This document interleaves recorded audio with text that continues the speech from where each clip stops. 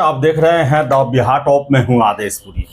अभी हम चर्चा करने के लिए बैठे हुए हैं दुर्गेश सर के साथ, से आईएएस के डायरेक्टर हैं, शिक्षक हैं।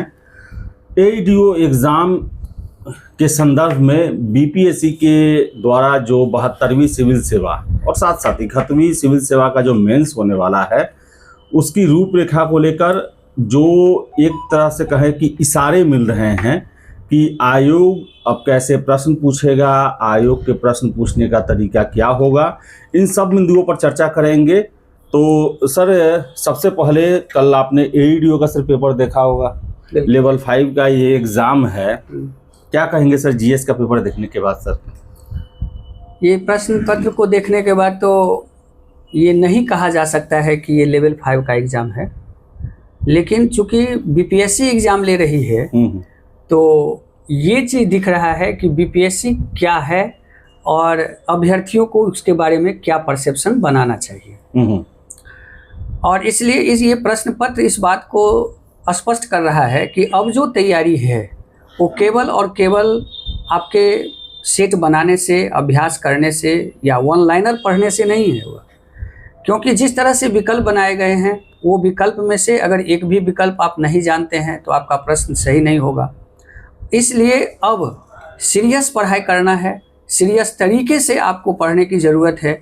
जो बदलते हुए ट्रेंड में आयोग के मंशा स्पष्ट हो रहा है। आयोग चूँकि हर साल परीक्षा लेगी, हर तरह की परीक्षा लेगी, तो आयोग का जो अपना एक स्टैंडर्ड है उसको मेंटेन करने का इसमें प्रयास हो रहा है। जो सही मायने में देखा जाए तो सीरियस लोगों के लिए इस एग्ज़ाम को व्यवस्थित करने का आयोग का प्रयास है। जो मुझे प्रश्न पत्र को देखने के बाद लगा, कहीं से ये नहीं लगा कि ये जो है सो लेवल 5 का एग्ज़ाम या एडीओ का एग्ज़ाम है। ये एग्ज़ाम तो आप यह एक तरह से कह सकते हैं कि यूपीएससी लेवल का प्रश्न पूछा गया है। इतने सुंदर डिजाइनर प्रश्न पूछे गए हैं, और जो प्रश्न जो भी लोग मेंस के साथ पीटी पढ़े होंगे, सिविल सेवा का जो सीरियस तैयारी किए होंगे, मुझे लगता है कि उन्हीं का प्रश्न पत्र अच्छा बना होगा। जो वनडे की तैयारी किए होंगे या जो लोग केवल और केवल कुछ किताबों को पढ़ करके इस एग्ज़ाम को देने का प्रयास किए होंगे, वो थोड़ा असुरक्षित होंगे। मैं सबके बारे में नहीं कह रहा हूँ, उसमें से कुछ लोग असुरक्षित होंगे। सर, कुछ प्रश्न जो मैं भी देख रहा था, जैसे इतिहास का ही था, कछवाहा, बिल्कुल फिर से राठौड़, और जो राजस्थान के जो विभिन्न जो जाति समूह है सर, उनके से संबंधित प्रश्न था, त्रिलोचन पाल से संबंधित प्रश्न। इसके बारे में हम आपको एक बात बताना चाहेंगे आदेश जी।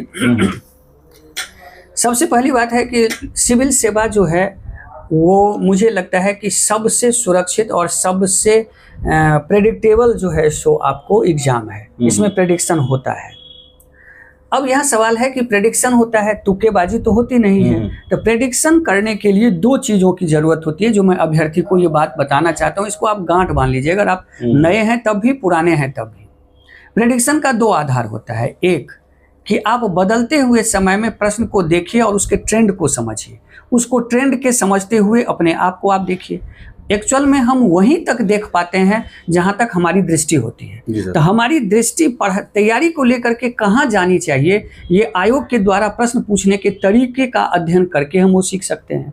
और दूसरा, उस विषय से जुड़े हुए प्रश्न पूछने की जो गहराई है, उससे आपको ये देखना है कि हमको किस स्तर से पढ़ना है। जी सर। ये दोनों चीज़ का अगर आप सही मूल्यांकन कर लेते हैं तो आपकी सफलता बहुत जल्दी हो जाती है। जितना देर से समझते हैं उतनी देर से सफलता होती है। अब रहा कि सर प्रश्न जो पूछने का तरीका है, तो बीपीएससी ने अपने परंपरागत ट्रेंड को छोड़ दिया है। आयोग जी, मतलब आदेश जी, परंपरागत ट्रेंड का मतलब जैसे कि बीपीएससी में इस इतिहास से जो आयोग प्रश्न पूछते थे तो सामान्य रूप में 1857 से प्रश्न पूछते थे, बाबू कुंवर सिंह से प्रश्न पूछते थे, या गांधी जी से प्रश्न पूछते थे। ऐसे ऐसे कुछ जगह बना हुआ था जहां से वो प्रश्न, मगध साम्राज्य हुआ, महावीर, गौतम बुद्ध, बहुत से प्रश्न पूछे, या कुछ कुछ ऐसे प्रश्न लेते थे जहां से ये प्रेडिक्शन था। पूरे लोग मानते थे कि अच्छा यहीं से केवल प्रश्न आएंगे। लेकिन एडीओ के प्रश्न को जब आप देखेंगे तो इसमें तमाम रीजनल वंशों को ले लिया गया, जैसे कछवाहा है, कक्षपघात हैं, कलचूरी शासक है, जो आप त्रिलोचन पाल का जो कहें, ये सोलंकी शासक हैं आपको गुजरात के। तो इस तरह के प्रश्नों को लिया गया। सर ये एनसीईआरटी से तो लिया गया होगा? बिल्कुल एनसीईआरटी है। आप जैसे कि मान लीजिए कि जैलम और फ्लोएम है, ये 6ठी क्लास के एनसीईआरटी का प्रश्न है। उसी तरह से आप देखेंगे कि सर ज्योग्राफी में कुछ क्वेश्चन हम आपको बताते हैं कि गोवा का कौन सा जलप्रपात है, कौन सा झील जो है असम में है। बिल्कुल बिल्कुल तो इससे तो सर पूरा ये एनसीईआरटी का ये अंदर का क्वेश्चन, एक एक बिंदु को आपको ध्यान में रखना होगा। एनसीईआरटी को केवल पढ़ना नहीं है, एनसीईआरटी को समझना है और एनसीईआरटी में जीना है। क्योंकि एनसीईआरटी जो आदेश जी है वो सही मायने में छात्रों के लिए नहीं लिखा गया है। एनसीईआरटी लिखा गया है शिक्षकों के लिए, जो उसको पढ़ करके उसके एक एक लाइन को कंसेप्ट के रूप में छात्रों को समझाएं। उसका एक एक लाइन जो है वो आप यह कह सकते हैं कि गागर में सागर भरा हुआ है। लेकिन सामान्य जो लड़के अगर जब एनसीईआरटी पढ़ेंगे तो उनको कुछ प्रतीत नहीं होगा। लेकिन अगर वो किसी के साथ एनसीईआरटी को जब पढ़ेंगे तो एनसीईआरटी ही सर्वांग किताब है आज। जी सर।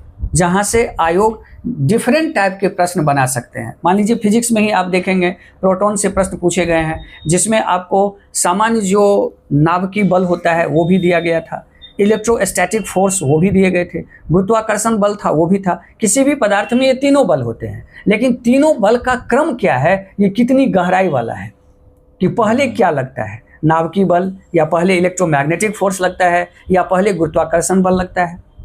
सर चलिए, ये तो सर बता रहे हैं आपकी पढ़ना है, पढ़ना नहीं जीना है।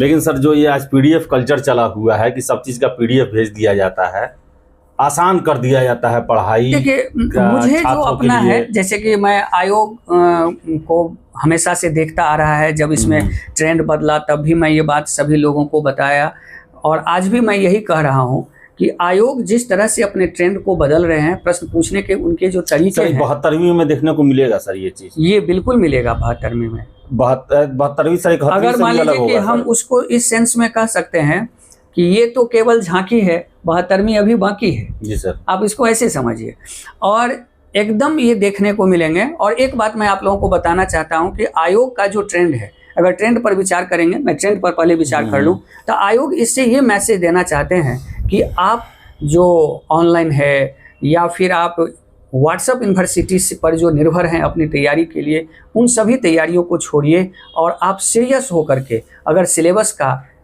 50 से 75% अगर सिलेबस आपकी कवर हो जाती है तो आपकी सफलता होगी। मतलब वो सीरियस तैयारी के लिए सभी लोगों को मैसेज दे रहे हैं। ये एग्ज़ाम नहीं है, ये एक मैसेज है कि तैयारी कैसे करें। जी सर। अब किस तरह से पढ़ने से तैयारी होगी, ये इसका मैसेज है आयोग को। इसलिए आयोग के इस प्रश्न का विचार नहीं करिए, आयोग क्या इसके थ्रू लोगों को मैसेज देना चाह रही है, आप लोगों को उस पर विचार करना चाहिए। तो ये मैसेज सिर्फ यही है कि अब आपको केवल पढ़ना नहीं है, आपको ऐसे पढ़ना है जो वास्तविक सिविल सेवा की तैयारी की मांग है। जी सर। और सर ये 71वीं मेंस जो होने वाला है सर, उसमें भी कुछ आगे का झलक दिखेगा सर?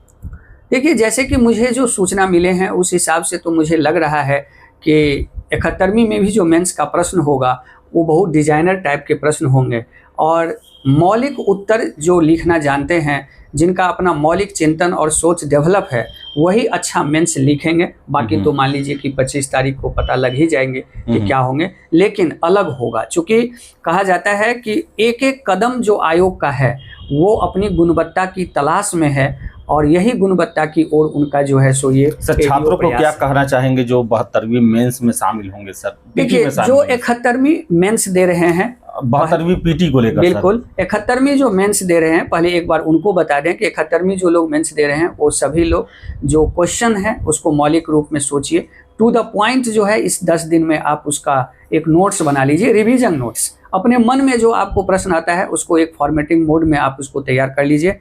और जो लोग 72वीं की तैयारी करना चाहते हैं उनको मैं सिर्फ इतना ही कहूँगा कि अब आपको अच्छे पढ़ने की ज़रूरत है। एनसीईआरटी और एसआरटी को बेस बनाइए, अच्छे दिशा निर्देश में क्लास करिए, रैली से बचिए और सफलता को प्राप्त करिए। जी सर। तो बता दें आपको दुर्गेश सर थे, और सीधे सीधे यही कहना है कि आपको जो अभी शॉर्टकट जो पढ़ाई का जो चल रहा है मार्केट में, एक से एक चूरन बेचा जा रहा है, उससे आपको बचना पड़ेगा। और लगातार हम और सर भी लगातार आप लोगों को ये बताते आए हैं कि किताबों से आपको प्रेम करना पड़ेगा, किताबों को खूब पढ़ना पड़ेगा, अच्छे से पढ़ना पड़ेगा, उसमें लिखी हुई एक एक बातों का मर्म समझना पड़ेगा, और अब तभी एक आप प्रश्न आपको हम बताते हैं, यहीं पर आप देखेंगे कि हिस्ट्री में एक एडीओ में प्रश्न आया है। प्रश्न संख्या आप कहेंगे तो मैं कहूँगा ये हिस्ट्री में पूछा गया है कि 3-4 राइटरों के बारे में कहा गया है कि भारत में जो इतिहास लेखन की परंपरा हुई उसी के संदर्भ में वो लिखे गए, जिसमें सुमित सरकार, तपन चौधरी, इन लोगों का जो है पूछा गया कि ये स्टेटमेंट क्या है। तो अब जरा सोचिए कि पीटी में अगर ये स्टेटमेंट डाल दिया जाता है और पूछा जाता है कि ये किनका है, तो सोचिए कि आपको कितनी गहराई से और किस तरह की किताबों को पढ़ने की जरूरत है। ये जो सर ये जो टॉनिक और ये सब लेने वाले उन लोगों का तब तो नहीं होगा, इसमें वो तो कर ही नहीं पाएंगे। जो किताब पढ़ा रहेगा ये जो लोग दिए हैं वो लोग प्रश्न देखे होंगे। प्रश्न अभी नहीं है तो मैं आपको नंबर क्वेश्चन का बुकलेट बोल देता, फलाने नंबर है क्वेश्चन, आप जरा पढ़िएगा उसमें। तो आप उसमें सुमित सरकार भी विकल्प में है, तपन राय चौधरी हैं, उसी तरह से जो है आरसी मजूमदार भी विकल्प में दिए गए हैं कि ये स्टेटमेंट किनका है भारत के इतिहास लेखन के संदर्भ में, कि भारत में जो इतिहास लेखन है केवल हमने उन चीज़ों को लिया, बल्कि उसका मकसद ये है कि भारत का जो इतिहास है वो खुद हमने नहीं लिखा, जो हमको लोगों ने बताया हमने उसको उसी रूप में पढ़ा। तो इसी के संदर्भ में तपन राय चौधरी का ये स्टेटमेंट है जो आपको पूछा गया स्टेटमेट है, जो नया है, एकदम नई किताब उन्होंने लिखा है। सर पहले आपको याद होगा सर, जब सिविल सर्विसेज की तैयारी होती थी तो 8-10 किताब ऐसा होता था जिसको हर एक पेज हर एक छात्र पढ़ता था। बिल्कुल। और जैसे सुमित सरकार हुए, बिपिन चंद्रा हुए, हैं, बीएल ग्रोवर थ्री राइटर्स हैं, बीएल ग्रोवर हैं, तो स्टेटमेंट से आदमी जान जाता था कि ये कौन है। बिल्कुल, निश्चित तौर पर वो सुमित सरकार लेफ्टिस्ट थे। बिल्कुल बिल्कुल।